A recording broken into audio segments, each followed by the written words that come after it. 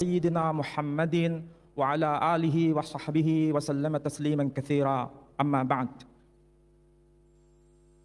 Yang mulia Dato' Abdullah Ahmad Badawi dan Dato' Haji Muhammaddin bin Yusuf dan para hadirin serta para pelajar yang saya hormati, saya mencoba untuk membentangkan persoalan kalimah Allah dalam session ini, tapi sebelumnya izinkan saya untuk membacakan satu ayat dalam Al-Quran yang terjemahannya termaktub di situ dalam bahasa Ibrani, supaya nanti bisa mengetahui kejelasan asal-usul nama Allah.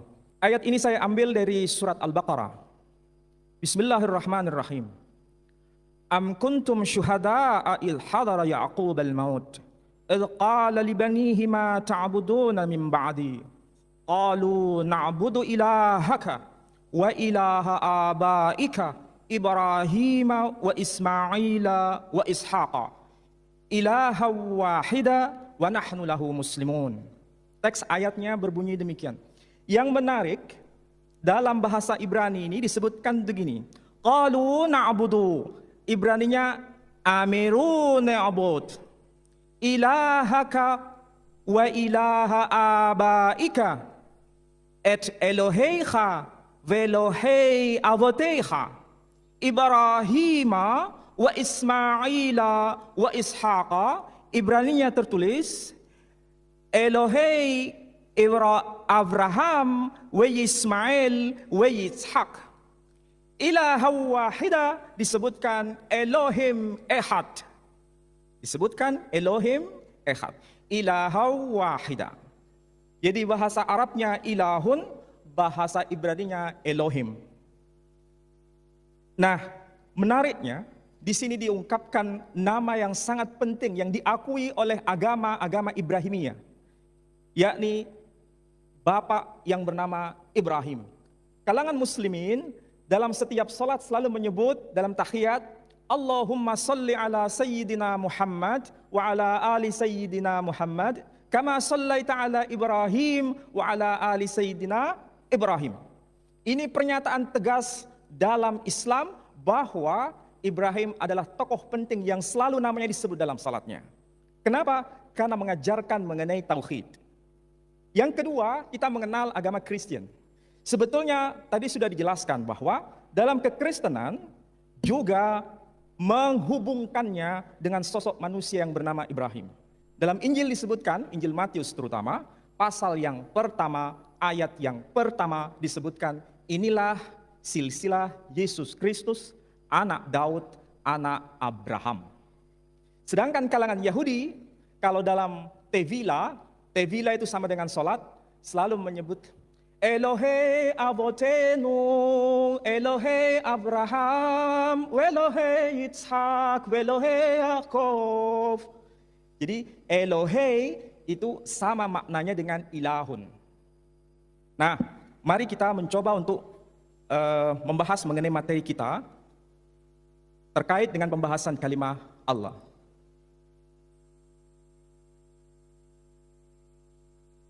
Nah, Ibrahim, para ahli, para pakar, para scholar menyebutkan bahwa Ibrahim itu berasal dari Mesopotamia. Mesopotamia itu sekarang sama dengan Irak. Negaranya waktu itu disebut dengan nama Babylon. Sehingga bahasa yang berlaku pada masa itu disebut sebagai Babylonian language. Islam melalui Al-Quran mengetahui nama Babylon dengan sebutan Babil. Sedangkan dalam Injil, dalam Alkitab, dalam Bible menyebutnya dengan istilah Babel. Jadi versi Quran menyebut sebutan nama negeri itu dengan sebutan Babil, sedangkan dalam bahasa Hebrew, Ibrani menyebutnya Babel. Coba kita cermati. Dalam slide ini, sayang dari belakang mungkin tidak terlalu jelas, tapi saya akan coba jelaskan. Dalam Al-Quran, tadi disebutkan ada nama Ismail. Versi bahasa Hebrew, Quran terjemahan Hebrew, menyebutnya Yismael. Menyebutnya Yismael. Al-Quran menyebutnya Israel. Dalam bahasa Hebrew, dalam bahasa Ibrani, menyebutnya Yisrael. Dalam Al-Quran menyebutnya Jibril. Dalam kitab Torah berbahasa Ibrani menyebutnya Gabriel. Dalam Quran menyebutnya Habil. Dalam bahasa Ibrani menyebutnya Habel. Secara linguistik, secara bahasa Ibrani mengekalkan istilah El. Dalam bahasa Arab, Quran mengekalkan istilah Il. Ini sepadan maknanya dengan Tuhan. Sepadan maknanya dengan Tuhan. Bahasa Ibrani maupun bahasa Arab ini sebetulnya bentuk dari bahasa yang lebih kuno yang dipakai oleh Abraham atau Ibrahim yang menggunakan bahasa Arameo atau yang disebut sebagai bahasa Aramaik. Bahasa Aramaik. Bahasa Aramaik itu adalah bahasa yang lebih kuno dibanding bahasa Arab dan bahasa Ibrani. Bahasa inilah yang dipakai oleh Ibrahim atau Abraham itu. Dan sampai sekarang kita bisa menyaksikan bukti otentik tulisan yang sezaman dengan Ibrahim atau Abraham. Tulisan ini bukan ditulis di atas kertas, juga bukan ditulis di atas deluang, juga bukan ditulis di atas manuskrip yang berupa megilot, kulit binatang. Tetapi manuskrip ini tertulis di atas lempengan batu, lihat.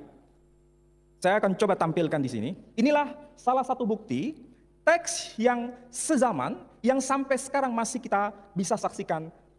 Usianya sama seperti usia Ibrahim atau Abraham. Tulisannya seperti apa? Tulisannya seperti ini. Yang kemudian para sarjana menyebutnya sebagai tulisan paku. Di dalam teks ini justru membuktikan pengekalan sebutan nama Babil, bukan penyebutan nama Babel. Jadi nampaknya bahasa Arab lebih dekat dengan bahasa Aram, lebih dekat dengan bahasa nenek moyang yakni Ibrahim dibanding kedekatan bahasa Ibrani dengan bahasa Aram. Ini yang harus dicermati oleh para sarjana. Saya yakin di antara kita yang hadir di sini ada yang Kristen. Ini bisa kita jadikan momen untuk saling belajar bahwa kekunoan, keklasikan bahasa Aram menjadi bukti hubungan bahasa Aram dengan Arab ini lebih dekat dibanding kedekatan bahasa Ibrani dengan bahasa Aram itu sendiri. Dalam Al-Quran menyebut nama Babil, dalam teks Arameo, bahasa Aram menyebut kata Babil. Dalam teks Quran menyebut Israel, dalam bahasa Aramaik juga menyebut kata Israel, bukan Yisrael. Ini sebagai bukti yang tidak bisa dibantah oleh sarjana manapun. Ini yang harus diketahui bersama. Kemudian, kalau kita sudah tahu bahwa istilah El maupun Il menunjuk sebutan Tuhan, sama dengan maknanya dengan Tuhan. Lalu siapa yang bernama Allah itu, yang sekarang lagi menjadi polemik bersama? Nah, saya akan mencoba untuk membedah persoalan ini, karena di dalam bahasa Ibrani, bahasa Aram, dan bahasa Arab, sebetulnya kalau kita mau jujur, pengungkapan istilah Allah yang di Indonesia itu dilafalkan dengan dua versi. Tulisan sama, tapi pronunciation berbeda. Orang Muslim di Indonesia menyebut nama Allah. Sementara kaum Kristen di Indonesia menyebut istilahnya dengan pronunciation Allah. Makanya tadi Pak Moko Ginta ada sebutan nama Allah, itu versi Kristen. Meskipun tulisannya sama. Nah, ini yang menjadi polemik besar adalah siapa sebetulnya nama yang dikenalkan oleh Ibrahim atau Abraham kepada anak cucunya itu. Siapa sebetulnya nama yang dikekalkan oleh Ibrahim kepada anak cucunya. Kalau Ibrahim menyebut kata Il sebagai sebutan, lalu siapa namanya? Disinilah ada terjadi kesilapan di antara pengkaji agama-agama, terutama yang merujuk pada agama Kristen, Islam, dan Yahudi. Dalam agama Yahudi, itu menyebut ada beberapa istilah di situ. Ada istilah El, sementara dalam versi Arab disebutkan dengan istilah Il. Maka muncul tadi ada Israel, kemudian Ismail. Ini pengekalan sebutan untuk Tuhan, Il. Versi Ibraninya El. Istilah Elohim. Kemudian sepadan ini dengan Ilahun. Tapi yang paling penting di sini, kalau versi Ibrani menyebutnya huruf Yod, He, Vav, He. Yod, He, Vav, He. Kalau dibaca versi Torah sekarang, itu kalau mau dibaca, bacaannya itu bisa berupa Yahweh, bisa berupa Yehovah. Orang Kristen menggunakan istilah yang bertabrakan dengan versi Ibrani, menyebutnya Yahweh. Padahal penyebutan istilah Yahweh tidak pernah muncul dalam kitab Torah. Yang justru muncul adalah sebutan Yahweh atau Yehovah. Yang di dalam Al-Quran, bahasa Arab, tertulisnya Alif, Lam, Lam, Ha. Kita melafalkannya Allah. Ada sesuatu yang cukup menarik dalam pengkajian bahasa Arab ini. Sesuatu yang ditulis dengan huruf Arab biasanya dibaca sesuai dengan tulisan. Biasanya dibaca sesuai dengan tulisan. Tapi ada satu kata yang tulisannya tidak dibaca sesuai dengan tulisan. Tidak ada seorang pun di kalangan masyarakat Timur Tengah ketika menjumpai istilah Alif, Lam, Lam, Ha dibaca Allah. Tetapi mereka serempak menyebutnya dengan pronunciation Allah. Menyebut dengan sebutan Allah. Allah ini tidak dikonstruksi dari bahasa Arab. Tetapi ini adalah istilah non-Arab yang diarabkan. Jadi bukan asli istilah Arab. Memang ada beberapa sarjana kontemporer mengatakan bahwa istilah Allah itu dibuat dari al plus ilah. Al-ilah diringkas menjadi Allah. Ada yang mengatakan begitu. Tetapi saya sendiri tidak sepakat dengan pemahaman seperti itu. Sebab kalau kita bersepakat dengan istilah itu, kita akan bertabrakan dengan data sejarah.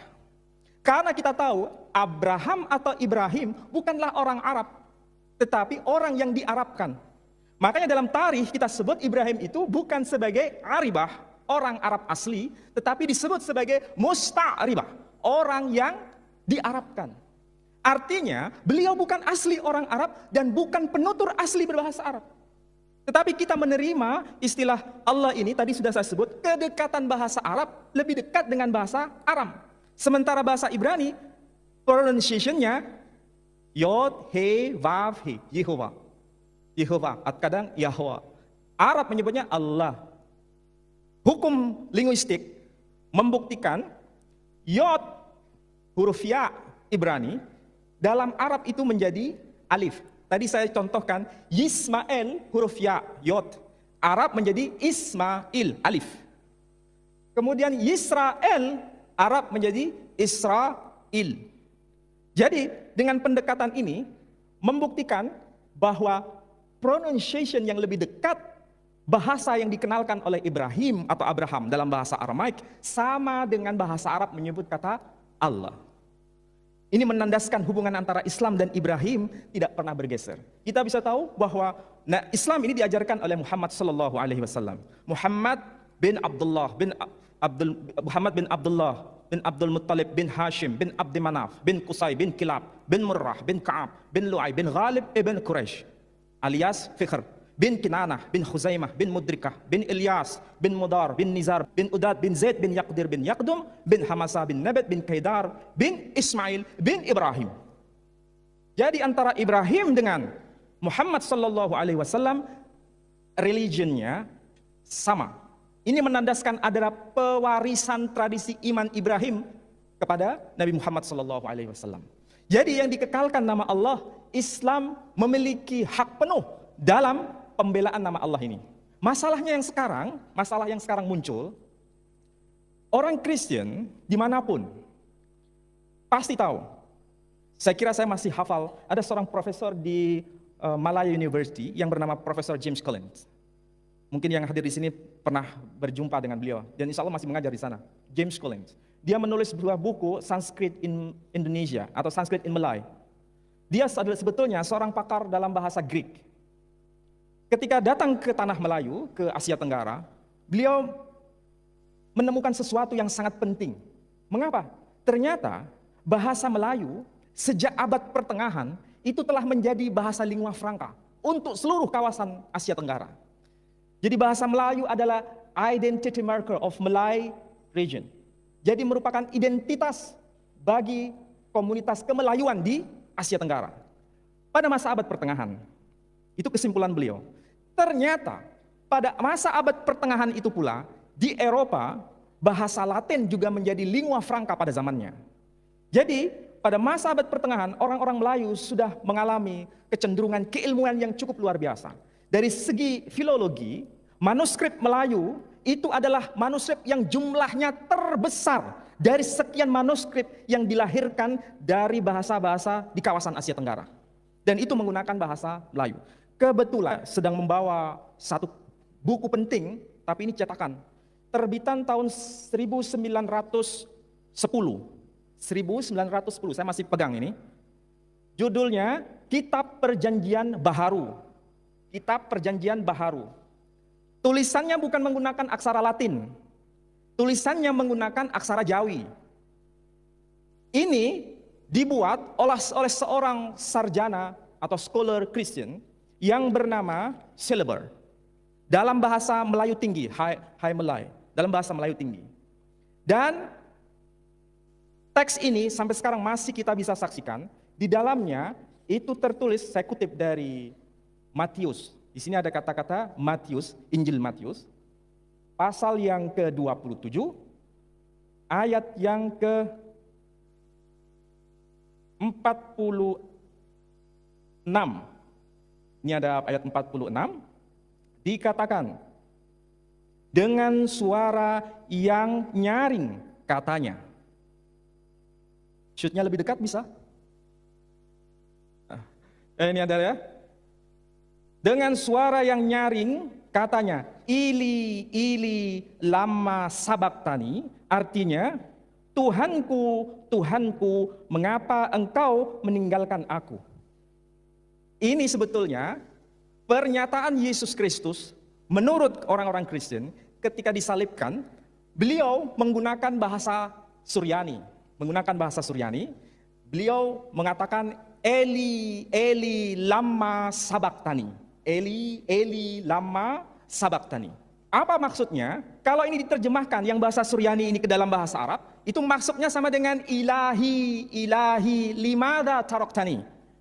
Artinya, Tuhanku, Tuhanku, mengapa engkau meninggalkan aku? Jadi di situ Eli sama dengan ilahi, sama dengan Tuhanku. Ini sebetulnya orang Kristen pada tahun 1910 sudah tahu bahwa istilah Eli, Eloi, ilahi itu menunjuk pada Tuhan. Tapi yang versi yang sekarang yang ditulis dengan aksara Latin bukan disebut Tuhanku, Tuhanku, mengapa engkau meninggalkan aku, tapi disebut Allahku, Allahku, mengapa engkau meninggalkan aku. Kalau kita yang Muslim mungkin melafalkannya Allahku, Allahku, mengapa engkau meninggalkan aku.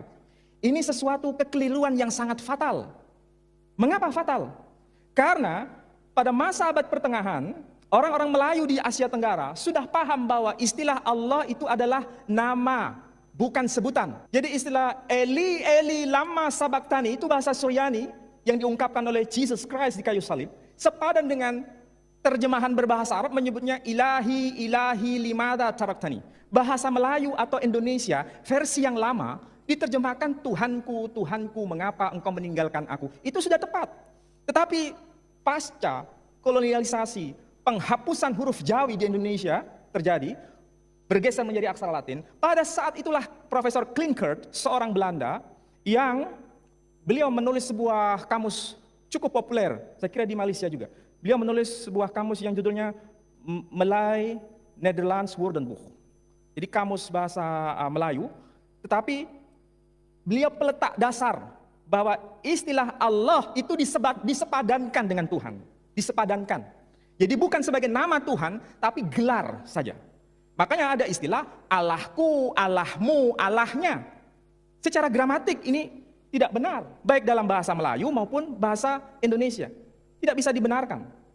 Bahkan kita mengajukan protes. Para ahli linguistik Indonesia sudah mengajukan protes kepada Lembaga Alkitab Indonesia, Indonesian Bible Society di Jakarta, untuk mulai memikirkan ulang bahwa tidak bisa secara gramatik bahwa Allahku, Allahmu, Allahnya itu dipakai. Seharusnya yang tepat adalah Tuhan, Tuhanmu, Tuhannya, Tuhanku. Tidak bisa Allahku, Allahnya. Tetapi protes para ahli linguistik bahasa Indonesia di Indonesia tidak digubris oleh Lembaga Alkitab Indonesia. Dan saya juga baru tahu, ternyata Lembaga Alkitab Malaysia penerbitannya juga di Jakarta.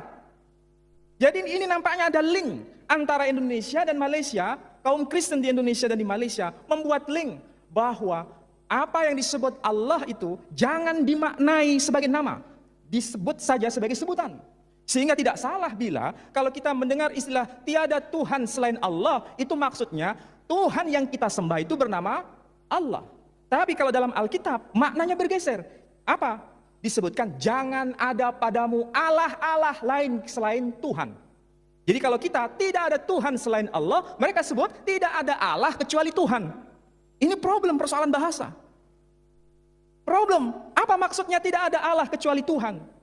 Sementara kita sudah jelas tidak ada Tuhan kecuali Allah.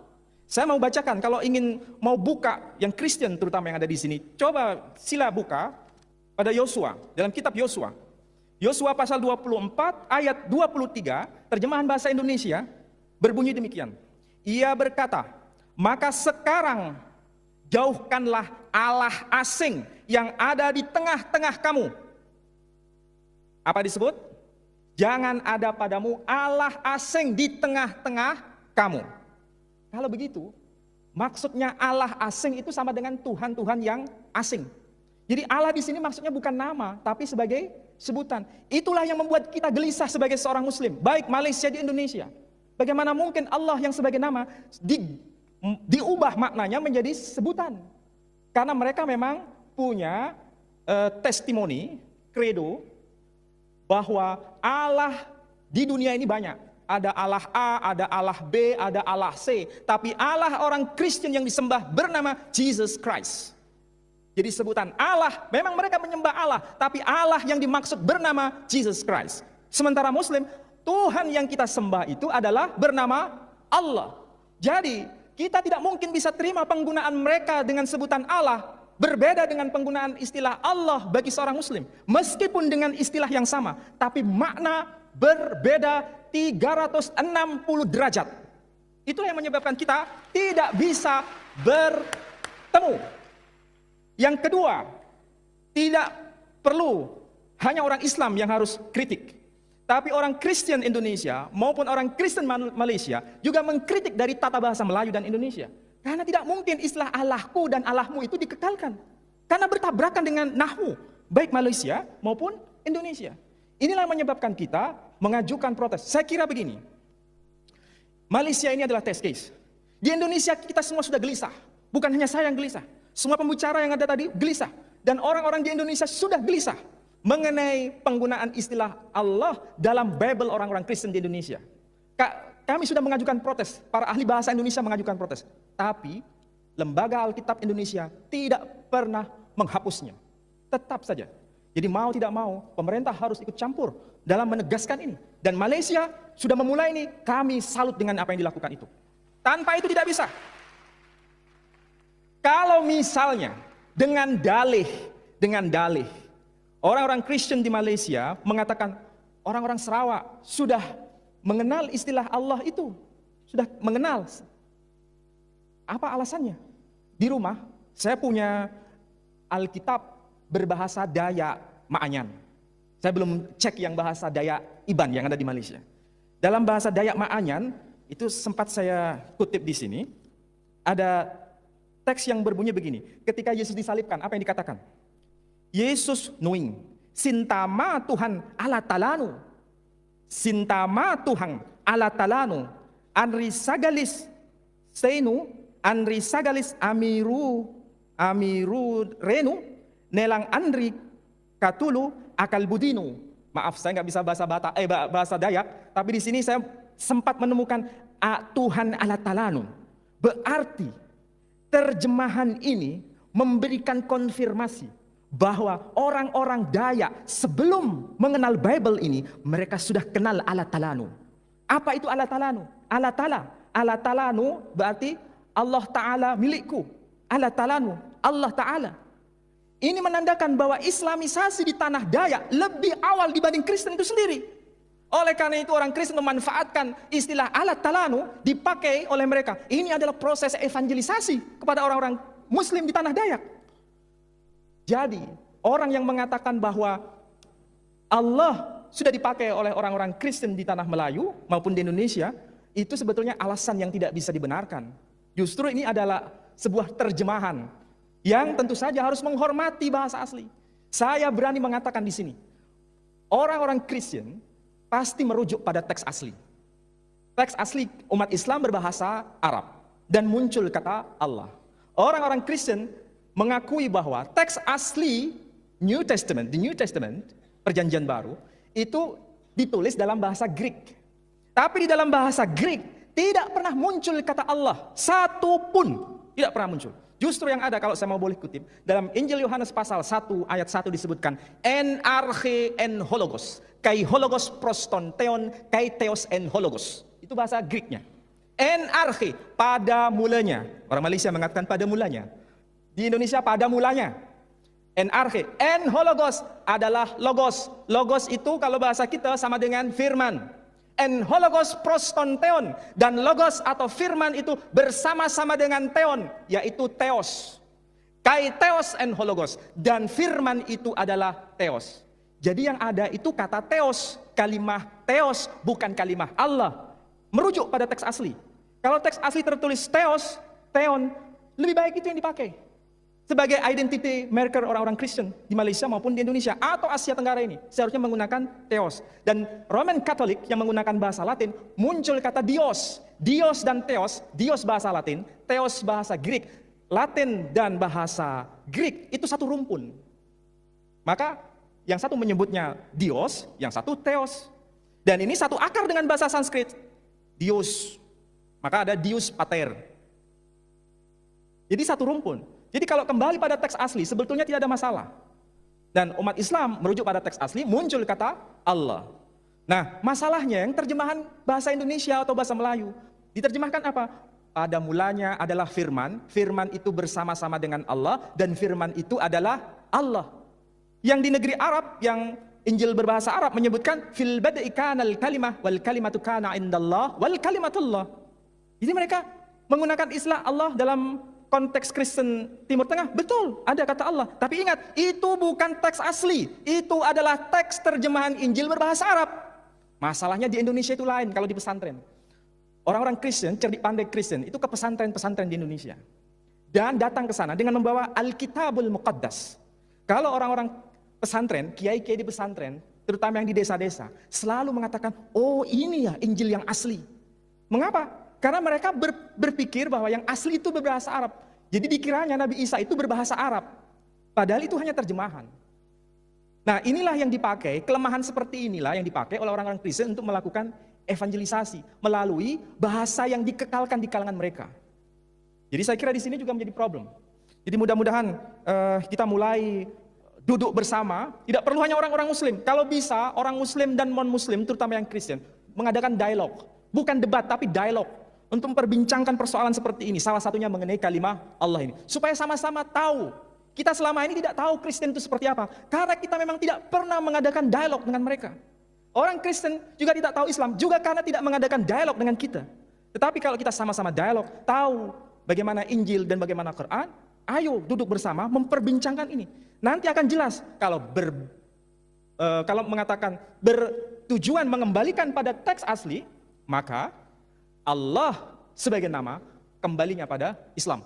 Kristen, gunakanlah kata theos atau kurios, karena itu yang muncul. Sehingga kalau dengan demikian adil kita. Tidak perlu ada saling curiga mencurigai. Muslim bisa toleransi kepada yang Kristen bisa toleransi kepada yang Muslim. Mudah-mudahan apa yang saya sampaikan cukup memberikan sebagai pengantar, nanti kita bisa dialog lebih intensif, supaya kita bisa memperoleh pengetahuan baru mengenai hal ini. Saya kira apa yang saya sampaikan cukup sekian dan terima kasih atas perhatian saudara semua.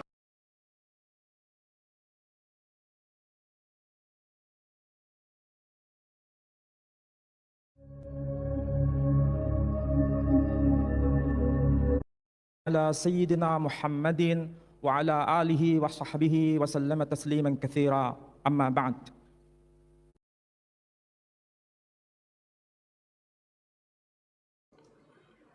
على سيدنا محمد وعلى آله وصحبه وسلم تسليما كثيرا.